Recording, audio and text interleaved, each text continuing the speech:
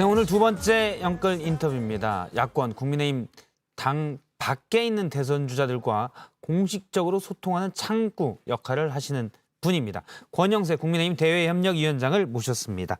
어서 오세요. 네, 안녕하십니까. 오래간만에 뵙습니다. 네, 정말 오래간만에 뵙습니다. 대외협력위원장으로 되어 있지만 인재영입위원장인 셈인 거죠?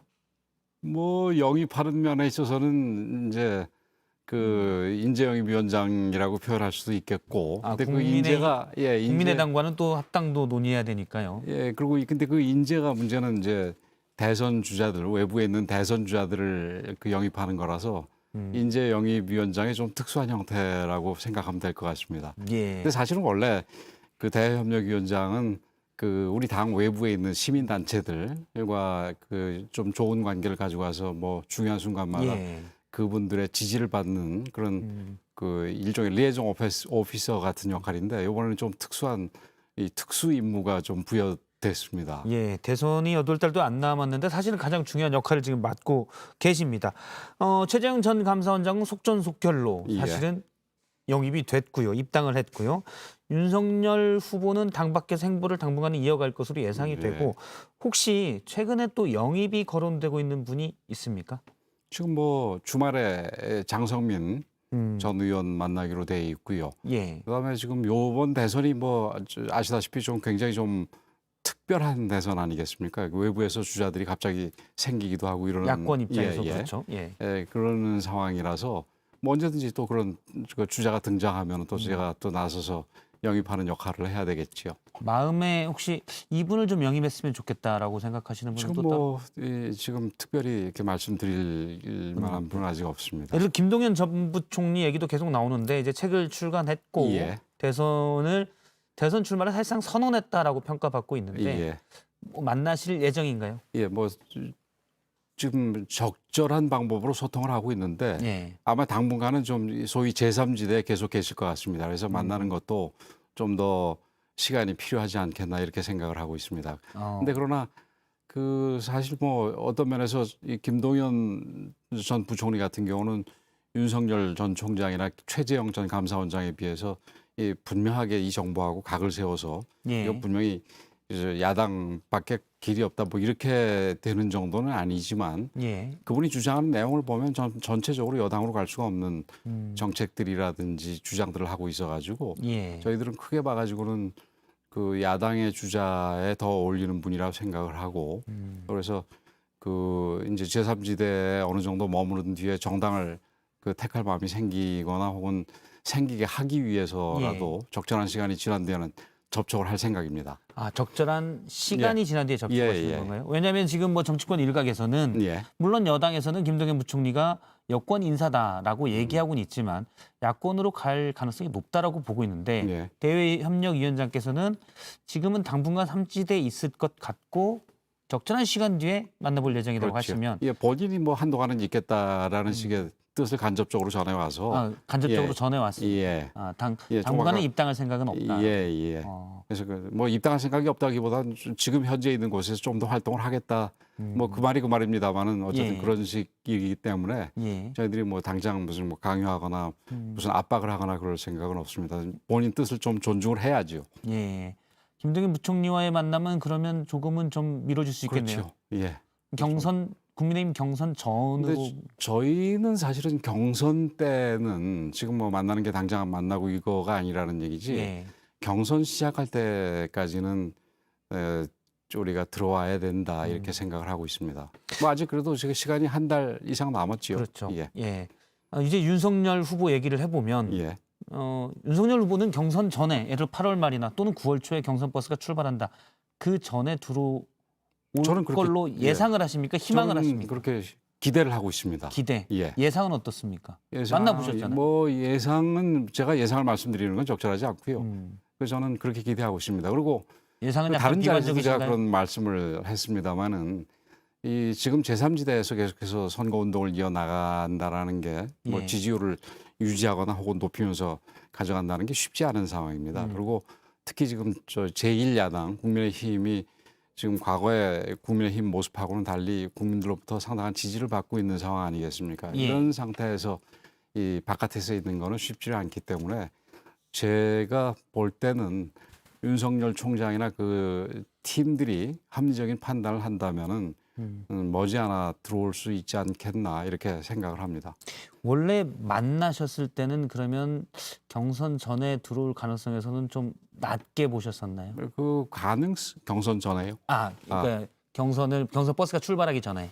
뭐 저는 그때도 무슨 예상이나 평가를 말씀드리는 건 적절하지 않지만 저는 예. 그때나 지금이나 경선 전에는 들어오기를 기대한다 이런 말씀을 드릴 수 있을 것 같습니다. 지금 상황이 좀 변했잖아요. 왜냐하면 뭐 이른바 검증 공세 등 또 부적절한 발언도 있었고요. 그러면서 윤석열 후보의 지지율이 여러 조사기관의 지지율들이 좀 한 달 전에 비해서는 많이 떨어진 평균적으로 5% 이상이 떨어진 부분이 있어서 그러면 좀 더 입당을 약간 마음을 가질까라는 혹시 뭐 접촉을 좀 아마 해보시는지. 두 가지 면에서 다 영향을 줄 텐데 어떤 면에서는 지금 이런 상태에서 들어가면은 약한 모습을 보이는 것 같아서 더 못 들어갈 수도 있고 또 어떤 면에서는 지금이라도 들어가야지 지금 유지하거나 올라갈 수 있는 모멘텀을 만들 수 있다 이렇게 생각할 수 있을 텐데 그 전에 몇 가지를 좀 지적을 하고 싶은 게 제가 말씀을 드리고 싶은 게 그 떨어진 부분은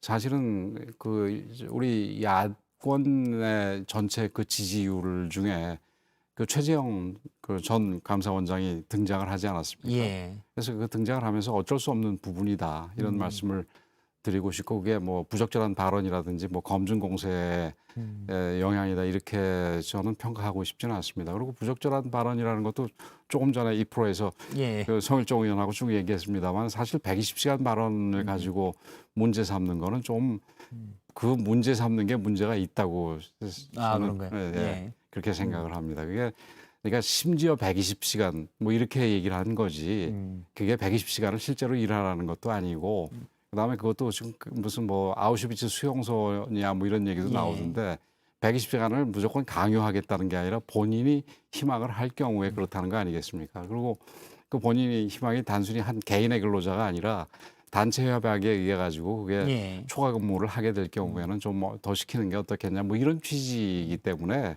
저는 그걸 그렇게 부적절한 발언이라고 평가하고 싶지는 않습니다. 뭐 제가 윤석열 그 후보의 이 변호인이 됐네요.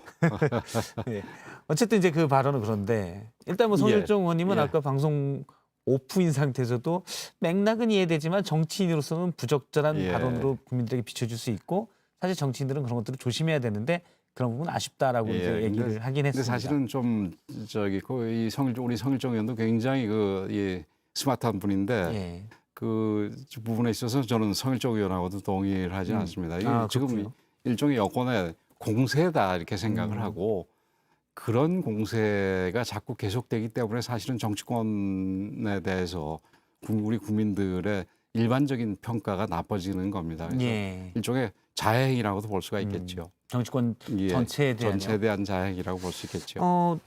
이런 부분도 있습니다. 그러니까 정치적 대응에서 약간 미숙함을 보인다는 건 여권 내에서도 물론 지금 권영세 위원장님은 야권 내에서도 야권 내에서도 나오고 있거든요. 야권 내에서 나오고 뭐 미숙할 수밖에 없겠죠. 정치를 한 번도 안 해보고 평생 검사로 살아오다가 이제 갑자기 이제 정치를 시작한 사람으로서 정치적으로 너무 능수능란해도 그거 좀 보기 싫은 거 아니겠습니까? 그렇죠. 캠프에 진짜 윤석열 캠프에 정치인이 없습니까?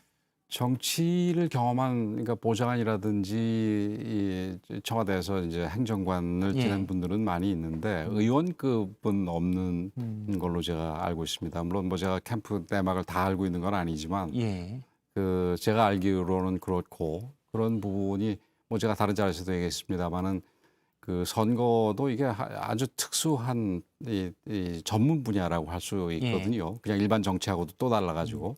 그래서 여기는 선거를 치러본 경험자랑 같이 일을 하는 게 필요하다고 생각이 되고 그 아마 윤 전 총장도 최근의 모습을 보니까 최근에는 그런 문제점을 깨달았는지 지금 이 전직 의원들 중심으로 해서 좀 영입하려고 움직이고 있는 걸로 제가 듣고 있습니다. 제가 얼마 전에 들으니까 모 현역 중진 의원이 윤 전 총장으로부터 직접 전화를 받았다. 이를 도와달라. 라는 얘기인데 좀 늦게 된 거죠. 그러니까 정치에 뛰어드셨는데 정치는 주변에 없어서 그런 부분들이 이제 약점으로 또. 근데 뭐 좀 늦었는데 아직은 뭐 시간은 좀 있다고 봅니다. 아직은 그 시간이 그렇게 뭐 늦어가지고 이미 틀렸다 이렇게 보는 거는 뭐 적절하지 않고요. 지금부터라도 이제 좀 캠프를 정비해서 그 소위 캠페인을 잘 해나가면은 지금 현재 약간 정체돼 있는, 약간 내려와서 정체돼 있는 거 아니겠습니까? 그래서 거기서 다시 유지하거나 혹은 다시 차고 올라갈 그럴 여지는 얼마든지 있다고 생각을 합니다. 예를 들면 이제 지금 정치인이 주변에 어느 정도 선거를 많이 치러본 또는 큰 선거를 치러본 정치인이 주변에 없기 때문에 약간 곤란을 겪고 있다라고 한다면 그런 얘기를 이제 야권 내에서도 하니까요. 한다면 그거는 이제 본인의 어떤 달성해야 될 목표를 인사가 어느 정도는 실패했기 때문에 못하지 않았냐는 해석도 가능하거든요. 네, 왜냐하면 모든 것도 대통령이 된다면 인사가 만사라고 물론 얘기하니까요. 물론 그렇죠. 근데 이제 정치를 잘 익숙하게 겪어보지 않은 분들은 정치인들에 대해서 되게 부정적으로 보기 때문에 정치인들을 피하고 이게 우선 정치를 안 한 사람들 중심으로 한번 해보자 이런 생각을 하는 게 일반적입니다. 그래서 이 부분은 그러니까 뭐 이 나중에 대통령이 됐을 때 인사도 그렇게 하면 잘못되지 않았느냐 그거랑 단순 비교할 일은 아니라고 생각을 합니다. 근데 예를 들어서 나는 기존의 정치와는 다른 모습을 보여줄 거야라고 하셔서 거리를 둔다면 예를 들어서 만일에 대통령이 됐을 때 여의도와의 거리를 두면서 의회와의 소통이 부족해진다면 이것도 역시 문제로 지적될 수가 있잖아요. 그렇죠. 그래서 근데 그 부분은 이제 지금 바로 터득을 해서 정치인들을 영입을 하기 시작했듯이 선거하는 과정에서 이게 여의도식의 정치, 구태 정치라고 불릴 만한 그런 부분들은 피해야 되겠지만 여의도 정치를 이 멀리해서는 안 되겠다라는 걸 뭐 바로 깨달을 겁니다. 그래서 그 부분 같은 경우는 혹시 윤석열 전 총장이 잘 진행이 돼서 이 좋은 결과가 있게 된다면 저부터라도 얘기를 할 생각입니다. 뭐 장점은 취하고 단점을 버리는 이른바 지향의 모습을 볼 수도 있다는 말씀이시군요. 정책만 하겠다, 정치는 안 하겠다 이렇게 얘기하는 것도 좀 이게 말이 안 되는 게 그 정책을 우리 국회라든지 여러 가지 정치 과정이 있는 상태에서 정책을 실현해 나가는 과정이 바로 정치거든요. 그렇기 때문에 정치를 멀리해서는 안 된다고 봅니다. 구태 정치는 멀리해야 되겠지만 원래 권영세 위원장님은 그 서울대 법대 윤석열 후보의 1년인가요? 2년인가요? 제가 나이로 보면 이제 1년 많으시던데. 그러니까 나이는 한 살 차이지만 제가 2년 선배입니다. 일찍 들어가셨군요. 제가 좀 일찍 들어갔습니다. 빠른. 뭐 그렇게 빠르지 않고 약간 빠릅니다. 알겠습니다. 형사법 학회를 같이 하셨다고 했는데 원래 자주 만나던 사이셨나요? 그래서 사실 최재형 원장도 형사법 학회 2년 선배고. 그러니까 윤석열 총장은 2년 후배고. 그래서 자기들끼리는 아마 잘 모를 겁니다. 4년 차이는 대학을 같이 한다니까 잘 모를 텐데 저는 그 두 분 다 대학을 같이 다녔기 때문에 잘 아는데 특히 윤석열 총장 같은 경우는 검사를 했지 않습니까? 저랑 같이. 그래서 그리고 대학교 때 이제 저기 후배들 중에서 이렇게 선배들을 잘 따르는 이 후배였었습니다. 그래서 비교적 가까이 지낸 편입니다. 대학 때 보던 모습과 그러면 지금의 모습은 어떻습니까? 뭐 큰 차이 없습니다. 대학 때 모습은 어떤 모습이었습니까? 뭐 대학 때도 사실은 법학 공부에 몰두하기보다는 뭐 사회과학이라든지 뭐 철학이라든지 이런 거에 관심이 있고 또 이렇게 토론하기 좋아하고 뭐 이런 학생이었었습니다. 뭐 지금도 사실 비슷한 것 같습니다. 그래서 지난번에 그 전에도 만났을 때도 그랬습니다만 지난번에 심지어는 7월 3일인가요? 만났을 때도 비슷한 모습을 볼 수가 있었습니다. 그 전에도 그러면 교류를 계속 해 오셨나요? 조금씩은 했습니다. 왜냐하면 사실은 주중대사를 박근혜 정부 때 하셨었고 그런데 이제 그 당시에 국정원 댓글수사 팀장이었고 그 당시 박근혜 정부는 가장 각이 서 있던 검사였잖아요.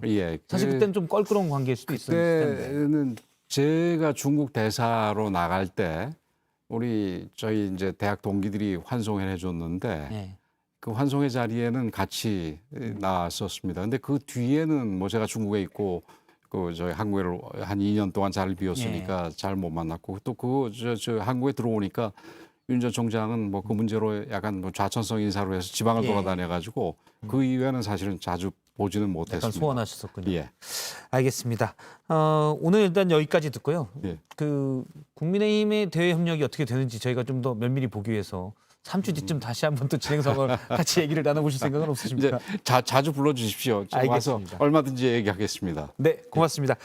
국민의힘의 권영세 대외협력위원장이었습니다. 고맙습니다.